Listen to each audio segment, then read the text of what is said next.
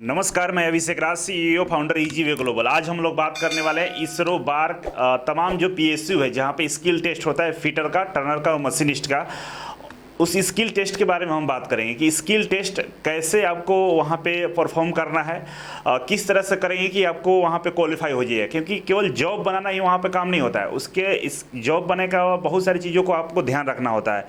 और हमारे साथ रवि सर हैं, आज एक्सपर्ट, जो बताएंगे आप लोगों को कि स्किल टेस्ट को कैसे परफॉर्म करना है। रवि सर इससे पहले बहुत सारे बच्चे को गाइड किए हुए हैं, लिखित परीक्षा को लेकर बात करें या स्किल टेस्ट की बात करें, इनके द्वारा पढ़ाए हुए बहुत सारे बच्चे बार्क, इसरो, इसके अलावा हैवी वाटर बोर्ड, आईजीसीआर तमाम जगह पे जॉब कर रहे हैं। तो काफ़ी अनुभव है इनके पास। आपको जो अपने अनुभव के अनुसार जो बताएंगे तो काफ़ी ध्यान से आप सुनिएगा, जो आपको यहाँ पे काम आने वाला है। ठीक है, इससे पहले एक अनाउंसमेंट है कि अगर आपको स्किल टेस्ट की तैयारी करनी है तो ईजीवे कोचिंग में 15 जून से स्किल टेस्ट का क्लासेस शुरू किया जा रहा है। आप ज्वाइन कर लीजिए, हमारे हेल्पलाइन नंबर पे कॉल करके आप पता कर सकते हैं। इसके अलावा ईजीवे कोचिंग का एप्लीकेशन भी लॉन्च हो गया है, डिस्क्रिप्शन बॉक्स में एप्लीकेशन मिल जाएगा, डाउनलोड कर लीजिए। 1 जुलाई से लाइव क्लासेस आ रहे हैं। आने वाले जो वैकेंसी, जैसे मेट्रो का आने वाला है, इलेक्ट्रिसिटी बोर्ड का आने वाला है, बहुत सारे पीएसयू का बहाली आने वाला है, उन तमाम बहालियों का अगर आप तैयारी करना चाहते हैं घर बैठे तो आप 1 जुलाई वाले लाइव क्लास को ज्वाइन कर सकते हैं। तो रवि सर, आपका स्वागत है यहाँ पे। बहुत बहुत धन्यवाद सर। सबसे पहले हम आपसे जानना चाहेंगे कि स्किल टेस्ट जो पीएसयू में होता है, जैसे कि अभी बार्क का होने वाला है, इसरो का होने वाला है, तो वहाँ पे कितने तरह का स्किल वहाँ पर परफॉर्म किया जा सकता है। जैसे टाइम, एक आईटीआई में क्या होता है कि 8 घंटे का स्किल होता है, जैसे कि 8 घंटे या 4 घंटे का होता है, लेकिन वहाँ पे टाइम का प्रॉब्लम होता है। तो वहाँ पे जो पैनल होगा तो बच्चों से क्या जॉब बनवाता है या स्टूडेंट्स के बारे में पूछ लेता है, या किस तरह का वहाँ पे माहौल होता है, आप बताइए। सर, ये टाइम पर निर्भर करता है कि 1.5 घंटे का अगर टाइम रहे तो एक सिंपल सा जॉब, और उस जॉब को बनाने के लिए क्या टूल्स और इक्विपमेंट यूज किए हैं उसके लिए वाइवा के रूप में आपसे कुछ क्वेश्चन पूछे जा सकते हैं टेक्निकल का। लेकिन 2 से 2.5 घंटा या 3 घंटा समय रहता है, तो उसमें 2 पार्ट में जॉब मिलेगा। Part A, part B. Simple fitting का जॉब रहता है, आगे हम लोग इसके बारे में चर्चा करेंगे, बच्चों को फिगर भी दिखाएंगे। जी जी, सिंपल होता है। तो सर ये बताइए, जो स्किल टेस्ट होता है वहाँ पे जो जॉब बनाया जाता है, फिटर का हो चाहे मशीनिस्ट टर्नर का हो, तो उसके लिए एक क्या, जैसे आईटीआई में प्रोसीजर लिखा जाता है, जो क्या उसको बोलते हैं हम डेमोस्ट्रेशन प्लान, तो क्या उस तरह का भी कुछ लिखना पड़ता है क्या? जनरली इसमें जॉब सीक्वेंस, जिसको स्किल बोला जाता है, और उस जॉब को बनाने के लिए टूल्स और इक्विपमेंट क्या क्या लगा है, इसके बारे में कुछ सेफ्टी प्रिकॉशन भी लिखना पड़ता है। तो ये निर्भर करता है किस प्रकार का जॉब है, कितना टाइम है, और उस क्वेश्चन का कितना पार्ट है, केवल जॉब बनाने के लिए है कि उसमें लिखने के लिए भी है कुछ चीज़, तो ये सब लिखना पड़ेगा अगर लिखने के लिए है तो। चलिए वो शुरुआत करेंगे, आप दिखाइएगा डेमो। इससे पहले हम एक क्वेश्चन और है मेरा कि जो बच्चे स्किल टेस्ट के लिए जाएंगे, क्वालिफाई कर गए हैं, लिखित एग्जाम, रिटन एग्जाम जाने वाले हैं, वो स्किल के दौरान किन किन बातों का ध्यान रखेंगे, अपने हिसाब से बताइए। जी, मेन इसमें जो बच्चों को ध्यान देने वाली चीज़ें हैं स्किल के लिए कि उनका मार्किंग जो होना चाहिए वो फास्ट होना चाहिए। क्योंकि जो स्टूडेंट जितना जल्दी मार्किंग करेगा, तो जो भी लिमिटेड टाइम दिया है 2 घंटा, 2.5 घंटा या 3 घंटा उस जॉब को बनाने के लिए, उसको आराम से कर पाएगा। बाकी फिर जो डायमेंशन उसमें लिखा होता है वो एक्यूरेट, जो टॉलरेंस दिया रहता है उस टॉलरेंस में जॉब को तैयार करना होगा, तभी स्किल में वो अच्छे से क्वालिफाई कर सकता है। तो इन सब बातों को ध्यान रखना पड़ेगा। बाकी हम लोग डिटेल्स में चर्चा करेंगे, उस दौरान भी हम लोग इसके बारे में बात करेंगे। तो चलिए सर, एक दिखाइए बच्चों को कि जो पहला बेसिक वाला जो जैसे आप बता रहे थे, हाँ, तो इसके बारे में सर बताएं। सर को हम माइक देते हैं जो थोड़ा आपको ब्रीफ में बताएंगे, क्योंकि यहाँ टाइम बहुत ज़्यादा हो जाएगा, क्योंकि आधे घंटे आप देख नहीं पाएंगे। तो सर शॉर्ट में आपको बताने का प्रयास करेंगे, और डिटेल्स के लिए तो आप क्लास ज्वाइन कर सकते हैं। आइडिया ले लीजिए, ठीक है ना। अगर आपको स्किल आता है तो आइडिया दे देंगे सर, पता चल जाए कि प्रीवियस क्वेश्चन है, पूछा हुआ क्वेश्चन है। और अगर आपको बिल्कुल नहीं आता है स्किल कि कैसे होता है, मार्किंग कैसे होता है, कटिंग क्या होता है, कैसे फिटिंग करेंगे, तो तमाम के लिए आप ज्वाइन कर लीजिएगा, ज़्यादा सेफ रहेगा। इस वीडियो से कुछ नहीं होगा, बस इतना होगा कि अगर आपको नॉलेज है तो आप पहले से अवेयर हो जाइएगा कि आप वहाँ पर क्वालिफाई कर जाइएगा। तो आप ध्यान रखिएगा। सर को हम माइक दे रहे हैं। सबसे पहले जो हम लोग आज स्किल के बारे में बात करेंगे, अभी लेटेस्ट बार्क है, फिर इसरो, NPCIL, या जहाँ पर भी स्किल से रिक्वायर्ड क्वेश्चन आते हैं उनके बारे में एक जनरल चर्चा करेंगे। जैसे यहाँ पर इस क्वेश्चन के बारे में देखेंगे, ये बार्क का पूछा हुआ क्वेश्चन है प्रीवियस ईयर का, ठीक है। यहाँ पर देखेंगे ये सिंपल जॉब है, जैसा कि मैंने पहले भी बताया कि टाइम के ऊपर निर्भर करता है कि आपसे क्या पूछा जा सकता है कि उस टाइम लिमिट के दौरान। तो अगर यहाँ पर 1.5 घंटे का टाइम रहेगा, 1.5 घंटे का टाइम रहेगा तो एकदम सिंपल जॉब आ सकता है और उससे संबंधित वाइवा दिया जा सकता है आपको। लेकिन यही टाइम अगर 2 घंटे से 3 घंटे का रहेगा तो जॉब में फीचर थोड़ा सा अधिक होता है। फीचर का मतलब उसमें जो अलग अलग गुण है वो कुछ और होंगे। होल भी हो सकता है, टैपिंग भी हो सकता है, एंगुलर फिटिंग हो सकता है। तो एक बार्क के पैटर्न के बारे में अगर बात करें तो बार्क का जो एग्ज़ाम होता है ये 100 मार्क्स का है। इसके लिए 2 घंटा या 3 घंटा समय दिया जाता है। एक रेंज में आपसे बात करेंगे हम लोग। 2 घंटे का रहेगा तो थोड़ा सिंपल जॉब रहेगा, 3 घंटे का रहेगा तो उस जॉब में फीचर थोड़ा अधिक डाल दिया जाता है। जैसे ये बार्क का ही पेपर है, अलग अलग फेज में बांट करके सेम डे का ये पेपर है, उसका सेम डे का पेपर है। जहाँ पर अगर देखेंगे इस जॉब को ध्यान से तो यहाँ से यहाँ तक ये 30 डायमेंशन दिया है, ये यहाँ से यहाँ तक 10 है, ये पूरा 40 है, यहाँ से यहाँ तक भी ये क्या है 40 है, यहाँ से यहाँ तक ये 10 है। अगर इस तरीके से मार्किंग करेंगे तो ये 2 पॉइंट मिलेगा, तो इनको मिलाने के बाद ये क्या हो जाएगा, एंगुलर सरफेस बन जाएगा। इसी तरीके से ये जॉब का पार्ट ए है तो ये जॉब का पार्ट क्या है, बी है, ये सिंपल फिटिंग का है। ठीक, तो यहाँ पर 100 मार्क्स में से कभी कभी ये संभावना रहता है कि 75 मार्क्स आपको जॉब बनाने के लिए मार्क्स दिया जाए और इसमें से 25 मार्क्स जो होता है इसमें से जॉब सीक्वेंस या स्किल लिखने के लिए, इसको बनाने के लिए टूल्स और इक्विपमेंट्स कौन से लगे हैं इसके बारे में पूछ लिया जाए। ठीक, यहाँ पर सेम डे का पेपर है, इस जॉब में देखेंगे तो ये 50 है, ये 25, ये 15 है और ये 10 है। ठीक, पार्ट ये है, ये पार्ट बी है, ये मेल पार्ट है और ये फीमेल पार्ट है।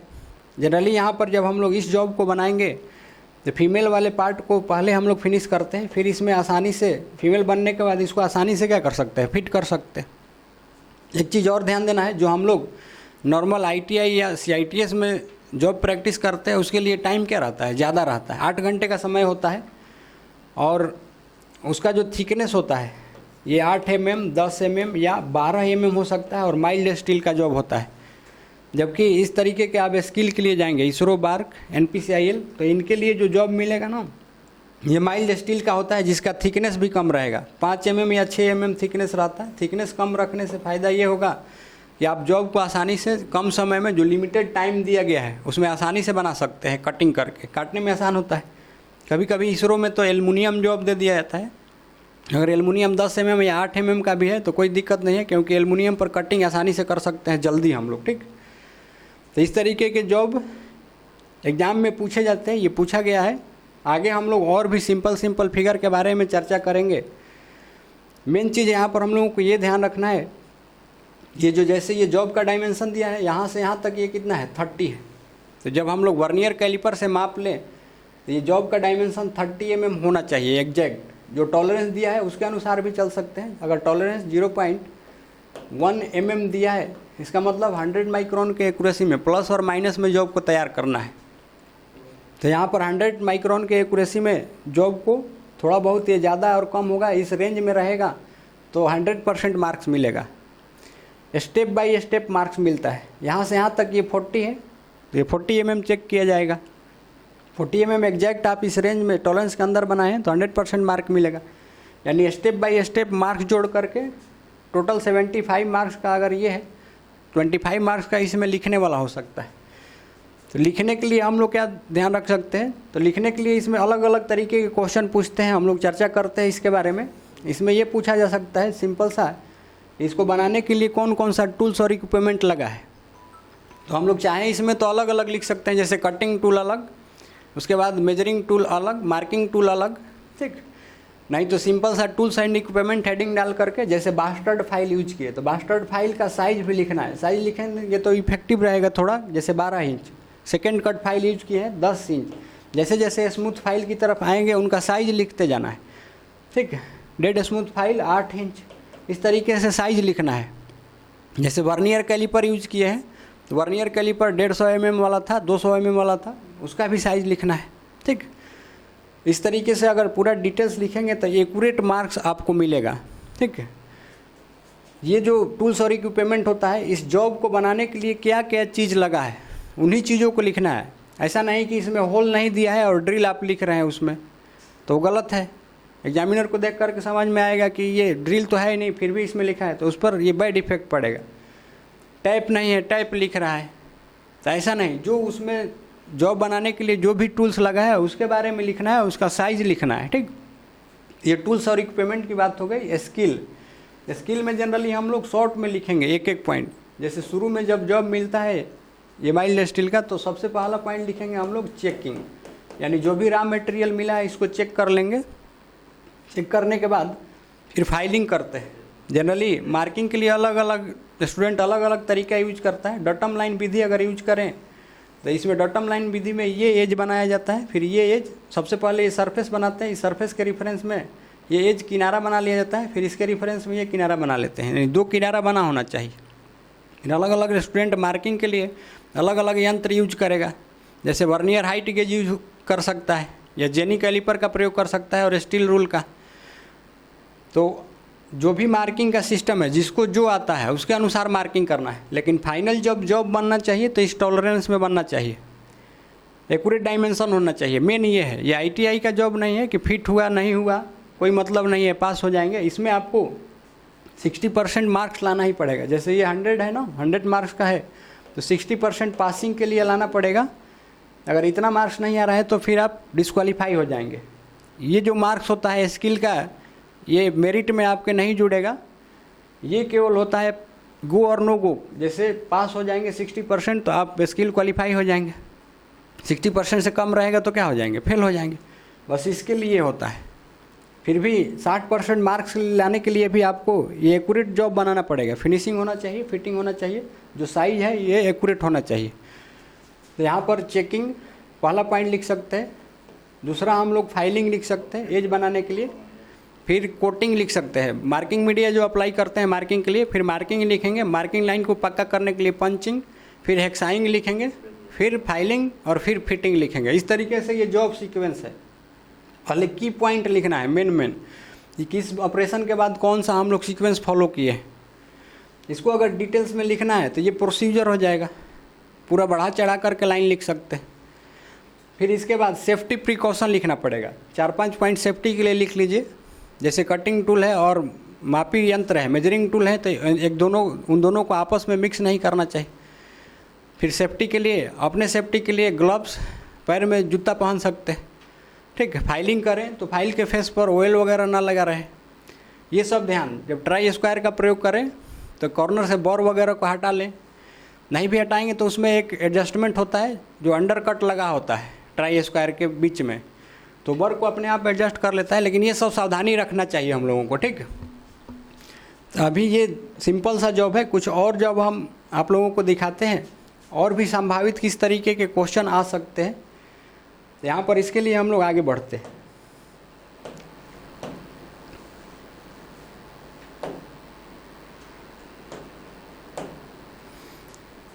अभी यहाँ पर देखेंगे ये जो जॉब है सिंपल सा जॉब है। इसमें क्या है, इसमें एक सिंपल स्क्वायर है जिसका साइज दिया है 50x50। बीच में यहाँ पर होल है और इस होल में टाइपिंग भी है। टाइप का साइज कितना दिया है M12 और इसका पिच देखेंगे तो 1.75 mm होता है हैंड टाइप।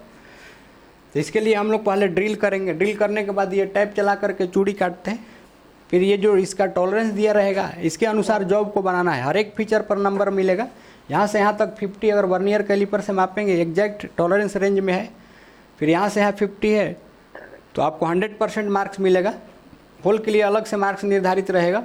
ड्रिलिंग के लिए आपको जो ड्रिल किया है, होल किए हैं उसका मार्क्स, फिर टाइपिंग का मार्क्स, ये सब जोड़ करके और जो टोटल 75 मार्क्स था ये सब होगा। और बाकी लिखने वाला जो प्रोसीजर बताए थे उसमें से हम लोग ले सकते हैं। तो इसी तरीके के और भी सिंपल जॉब आपको दिखाते हैं। ये तो फर्स्ट जॉब था। इसके बाद अगर नेक्स्ट जॉब के लिए देखें तो ऐसा जॉब भी आ सकता है सिंपल सा। यह भी सिंपल जॉब है। इसमें ये फीमेल पार्ट है, पार्ट ए, पार्ट बी इसको बोल सकते हैं। डायमेंशन सारा दिया हुआ है। 20 है यहाँ से, ये भी 20 है, ये भी 20 है। 20 इसके लिए 20 दिया गया है 2 बार डायमेंशन। ये मेल पार्ट है। तो पार्ट ए पार्ट बी बना करके फिटिंग कर सकते हैं। मेन हम लोगों को फिटिंग और डायमेंशन पर ध्यान रखना है। फिनिशिंग पर भी ध्यान रखना है। और इसका जो टॉलरेंस दिया होता है, टॉलरेंस के अनुसार जॉब को, जैसे यहाँ पर ±0.10 है, यानी mm में ये 100 माइक्रोन की एक्यूरेसी में इस जॉब को बनाना पड़ेगा आपको, ठीक। तो इस तरीके ये संभावित क्वेश्चन है, इसी तरीके के क्वेश्चन आते हैं एग्जाम में। अगर इस तरीके के क्वेश्चन को आप प्रैक्टिस करके रखे हैं स्किल के लिए, तो आराम से आप क्वालिफाई कर सकते हैं, ठीक।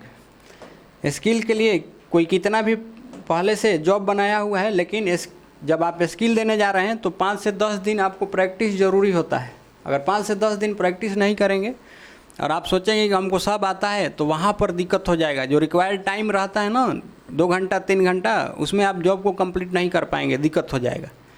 तो इसलिए जॉब को प्रैक्टिस करके जाना है। फिर ये भी जॉब सिंपल ही है, ये फिटिंग है, लेकिन इसके लिए टाइम ज़्यादा लगेगा। इसके लिए अगर ये जॉब आएगा ना, तो इसके लिए 3 घंटा या 3.5 घंटा तक इसमें टाइम, या 4 घंटे तक का टाइम दिया जा सकता है आपको, क्योंकि अलग अलग स्टेप है। F टाइप बनाना है और दोनों को मेल पार्ट और फीमेल पार्ट बनाना है। सारा डायमेंशन इसके लिए भी है, इसका भी टॉलरेंस है। उसी टॉलरेंस के बीच में हम लोगों को क्या करना पड़ेगा, जॉब को बनाना पड़ेगा।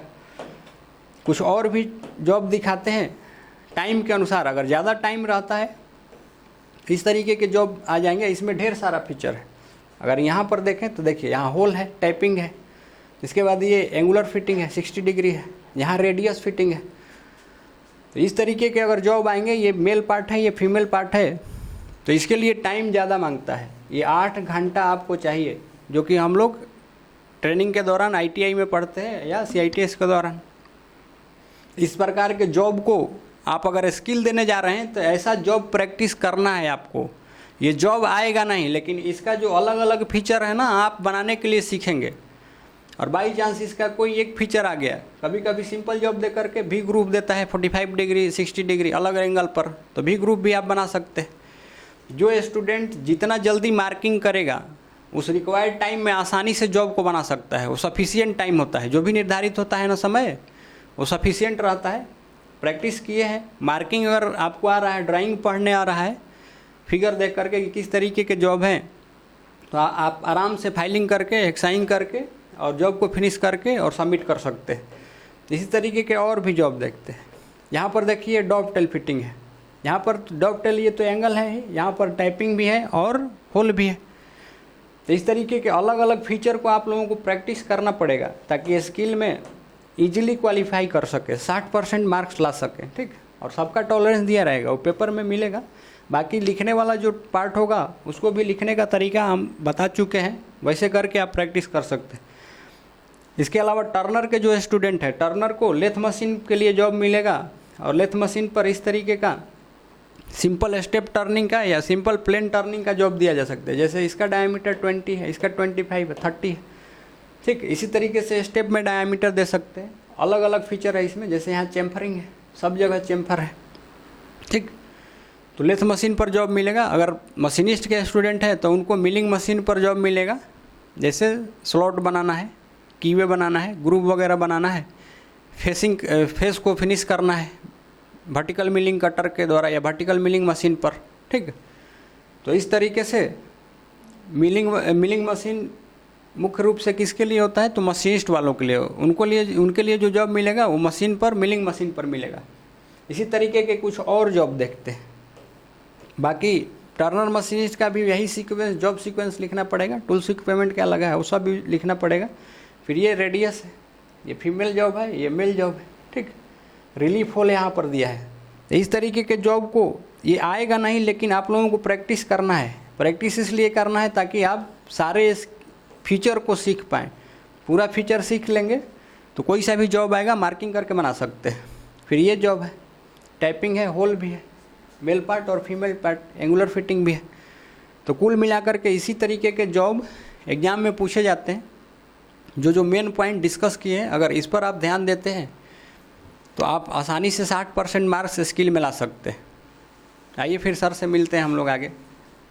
तो रवि सर काफ़ी डिटेल्स में बताए हैं आप लोगों को। आई होप कि आप समझ रहे होंगे कि किस तरह से वहाँ पर परफॉर्म करना हो, कि कुछ आइडिया आपको बेसिक मिल गया होगा। एक सवाल और है सर कि जो स्किल टेस्ट होता है, बहुत सारे बच्चों को ये लगता है कि पासिंग मार्क्स लाना है, तो एक्चुअल में स्किल टेस्ट में पासिंग मार्क्स होता कितने का है? पासिंग मार्क्स जनरली जो भी स्टैंडर्ड है हर एक एग्जाम का, जैसे इसरो, बार्क, NPCIL 60% निर्धारित होता है।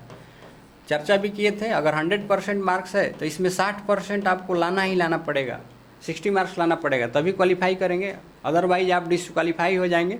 चाहे मेरिट में आप आप रिटेन में टॉप किए होंगे, उससे मतलब नहीं है, स्किल में डिसक्वालीफाई हो गया तो आपका सिलेक्शन नहीं होगा। तो आप अगर लिखित एग्जाम में, रिटन एग्जाम में बहुत ज़्यादा अच्छा नंबर भी लाए हैं, लेकिन इस प्रैक्टिकल में अगर आपका स्किल टेस्ट में नंबर कम रहता है तो फिर आपका कोई मतलब नहीं बनता है। तो 60% मार्क्स होता है स्किल टेस्ट के लिए, 100 में से 60 नंबर लाना होता है। बाकी अगर नंबर कम भी होता है सर कहीं कहीं, तो उसके अकॉर्डिंग 60% नंबर लाना है। और एक सवाल और है कि जो बच्चे स्किल टेस्ट दे रहे होते हैं तो क्या उनको सेफ्टी प्रिकॉशन का वहाँ पर ध्यान रखना होगा, क्योंकि इसका भी वॉच करते हैं क्या वो लोग? जी, बहुत ध्यान रखा जाता है इन सब चीज़ों का। खास करके इसरो में अगर जाएंगे तो आप जॉब बनाते रहेंगे, एक दो जो एग्जामिनर होते हैं आपको वॉच करेंगे, आपके बिहेवियर देखेंगे, आप किस तरीके से जॉब को बना रहे हैं। बीच में अगर ज़रूरत लगे तो आपसे पूछ भी सकते हैं कि ये मेटल कौन सा है, माइल्ड स्टील है तो माइल्ड स्टील बताइए, परसेंटेज पूछ देगा और डिटेल्स। तो हर एक चीज़ ध्यान रखना पड़ेगा। आप गए हैं तो वहाँ डिसिप्लिन में, ऐसा नहीं कि ITA में भाग दौड़ करके जॉब बनाए हैं और इधर उधर भाग रहे हैं, टूल्स इक्विपमेंट को कैसे हैंडल कर रहे हैं, ये सब ध्यान में रखा जाता है। ये सब मिला करके मार्क्स बनता है आपका। तो वहाँ पे ध्यान रखिए, केवल जॉब बना देने से आप पास नहीं हो जाइएगा, 60% उससे नहीं आएगा। सर जैसा बता रहे हैं कि वहाँ पे आपके बिहेवियर को भी वॉच किया जाता है। आप वहाँ पर जो जॉब परफॉर्म कर रहे हैं उसके अनुसार सेफ्टी प्रिकॉशन आप उसका रखें हैं नहीं रखें, इस बात का भी वो लोग ख्याल रखेंगे। बहुत सारे जो टीम पैनल होती है, जो ऑफिसर्स होते हैं, इस बात पे इस चीज़ों का निगाह रखते हैं कि आपका वहाँ पे किस तरह से परफॉर्मेंस है। तो ओवरऑल चीज़ों का ध्यान रखना है, डिसिप्लिन मेंटेन करना होगा वहाँ पे। और बाकी शुभकामनाएं हैं आप लोगों को, बार्क के लिए, इसरो के लिए और तमाम जितने भी स्किल टेस्ट होने वाले हैं उन सभी के लिए। आगे चीज़ हम लोग बता चुके हैं, जो एक बेसिक नीड होता है वो सब चीज़ बता दिए हैं। अब आपकी जिम्मेदारी बनती है कि हमारे कहे गए अनुसार आप अपने आप को तैयार करें। 28 के आसपास सबका बार्क का स्किल टेस्ट होने वाला है और मेरे तरफ से, पूरी टीम की तरफ से बहुत सारी शुभकामनाएं हैं। और अभी सर से आखिरी शब्द पूछेंगे कि उन बच्चों के लिए क्या कहना चाहेंगे जो स्किल टेस्ट देने जा रहे हैं? जो भी बच्चे स्किल टेस्ट के लिए जा रहे हैं सभी को ऑल द बेस्ट, अच्छे से परफॉर्म कीजिए और इन चीज़ों को ध्यान रखिए और प्रैक्टिस कीजिए जॉब को। बिना प्रैक्टिस किए आप वहाँ पर परफॉर्म नहीं कर सकते।